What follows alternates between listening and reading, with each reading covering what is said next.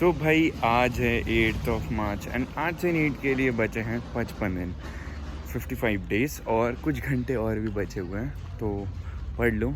और अभी के टाइम पे ना लोग वापस से सोचना स्टार्ट कर चुके हैं कि 2027 में कौन सा बैच लेना चाहिए, 2027 में किस टीचर से पढ़ना चाहिए, 2027 में कौन सी टेस्ट सीरीज़ लेनी चाहिए, क्या क्या करना चाहिए। ठीक है, तो ये सब जब तक नीट है ना, जब तक बच्चे एग्जिस्ट कर रहे हैं तब तक ये सारी चीज़ें होती रहेंगी।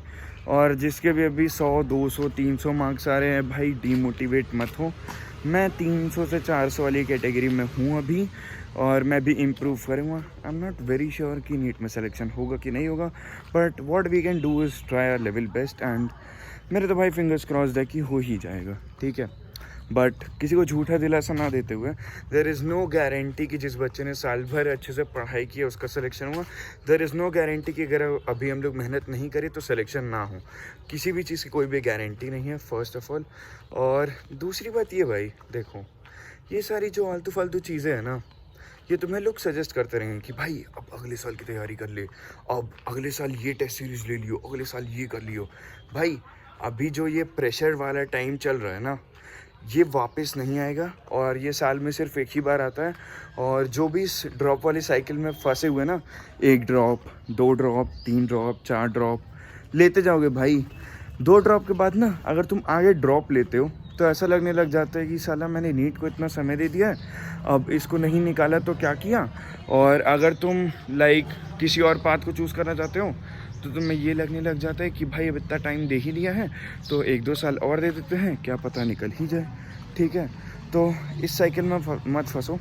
जिसका 1 ड्रॉप हुआ वो दूसरा ले लो, लेकिन जिनका दूसरा ड्रॉप है भाई, तीसरे के बारे में तो दूर दूर तक मत सोचो ना। मैं किसी को सजेस्ट करूँगा, क्योंकि दूसरे ड्रॉप के बाद ना इट्स लाइक कि तुम वही बायो, वही फिज़िक्स, वही केमिस्ट्री, वही चीज़ें एकदम जो गिरी से गिरी गंदी गंदी चीज़ें हैं जो तुम ऑब्वियसली पढ़े हुए आ रहे हो। बायोटेक साला मैं 2 साल से पढ़ रहा हूँ, 12th में भी पढ़ा था, फर्स्ट ड्रॉप में भी पढ़ा था।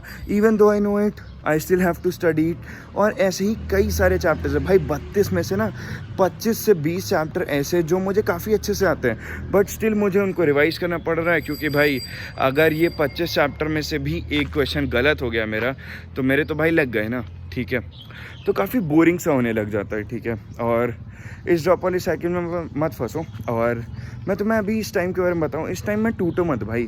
जैसे कल मैं अपने सिटी में था, गोरखपुर में, आज मैं वापस आया हूँ लखनऊ। ठीक है, so just to let you know, कल मैंने निकाली थी कार रेस्टोरेंट जाने के लिए। ठीक है, तो मैं चला के जा रहा था, मेरे को चलाने आती है, बट मैंने 4 महीने से कार चलाई नहीं। तो जिसको ही पता है, फर्स्ट गियर पे ना जब तुम पेडल को मतलब गियर को ऐसे छोड़ते हो, क्लच को छोड़ते हो बेसिकली, तो तेज़ी से नहीं छोड़ना होता है, धीरे धीरे करके छोड़ना होता है ताकि गाड़ी चले। ठीक है, आगे बढ़ पाए। So what I did was, मैं छोड़ दे रहा, मेन रोड पे 3-4 बार गाड़ी रुक गई, पुलिस वाले देख रहे, पीछे से ट्रैफिक लग जा रहा है और मैं इंटेंस प्रेशर में। बट मेरे से बार बार वही गलती हो जा रही प्रेशर में, क्योंकि मैं प्रेशर का स्ट्रेस लेने लग जा रहा था कि अरे साला अगर यहाँ से गाड़ी नहीं निकाली तो क्या हो जाएगा, ये हो जाएगा, वो हो जाएगा। ठीक है, बट आफ्टर अ वाइल मैंने गाड़ी रोकी, मैं अपने पेरेंट्स को बोला 5 मिनट रुको, मैंने सांस वांस ली अच्छे से, थोड़ा सा चिल हुआ, काम हुआ। उसके बाद जब मैंने गाड़ी चलाई ना, तो मेरी गाड़ी एक जगह नहीं रुकी। ठीक है, एक जगह। इट वॉज नॉट लाइक कि मेरे को अचानक से आ गई, इट वॉज़ लाइक कि मैं कंसिस्टेंटली ट्राई किया। इट वॉज़ लाइक कि मैं उस पर लगा रहा और काम हो गया। स्ट्रेस नहीं ले रहा था उस बात का कि मेरे से नहीं हो रहा है तो उसको ले करके भाई दम घिसे जा रहा है कि हो जा, फिर भी नहीं हो रहा है, कभी हो जा रहा है, कभी नहीं हो रहा है। तो स्ट्रेस लेना बंद कर दो। ठीक है, प्रेशर बना हुआ है, दैट्स ग्रेट थिंग। ठीक है, दैट्स वेरी ग्रेट थिंग कि अब प्रेशर बना है। लास्ट के 55 दिन में ना जिसको निकालना होता है वो निकाल भी लेते हैं। जो साल भर पढ़ा, अगर वो लास्ट के 55 दिन ना पढ़े तो उसका पूरा फ्लो जो था ना वो बिगड़ जाएगा। तो सबसे पहली चीज़, कंसिस्टेंटली पढ़ते रहो। दूसरी चीज़, स्ट्रेस मत लो भाई प्रेशर का। जो भी प्रेशर है इसको काम और चिल होकर के इस प्रेशर को यूटिलाइज करो, क्योंकि ये जो 50-60 दिन होते हैं ना नीट के जस्ट पहले वाले, इससे ज़्यादा प्रोडक्टिव टाइम ना तुम ज़िंदगी में नहीं लाने वाले हो नीट की जर्नी में। मतलब जो तुम साल भर पढ़ रहे होते ना, तुम जितना 10 महीनों में नहीं पढ़ पाओगे मेरे भाई, ये आखिर के 2 महीने ना तुमसे उससे डबल ट्रिपल मेहनत करवा देते हैं, और तुम कर भी लेते हो क्योंकि तुम्हारे दिमाग में रहता है ना कि भाई बस यही 2 महीने हैं, इसके बाद तो छुट्टी है, जिसको लग रहा होता कि उसका नीट हो जाएगा, ठीक है। और मैं अपनी जर्नी बताऊं तो मैं कई अपने वीडियोस में मेंशन किया हूं कि पिछले साल जब मैंने पहला फुल सिलेबस दिया था तो मैं 170 पाया था। मैंने घिसा, मेरे से जितनी चीज़ें बन पाई मैंने की। उसके बाद I got a score of 314, तो नियरली आई डबल्ड माई स्कोर। मैं ये नहीं कह रहा हूँ कि तुम 300 पे हो तो 600 पे जा सकते हो, but definitely there is a chance कि तुम सेलेक्ट हो जाओ, ठीक है। तो ट्राई करते रहो। और ये जो नेक्स्ट ड्रॉप अप का सोच रहे हैं ना जो भी लोग, तुम लोग से बड़ा भाई डम्बो डफर चूतिया मैंने नहीं देखा है।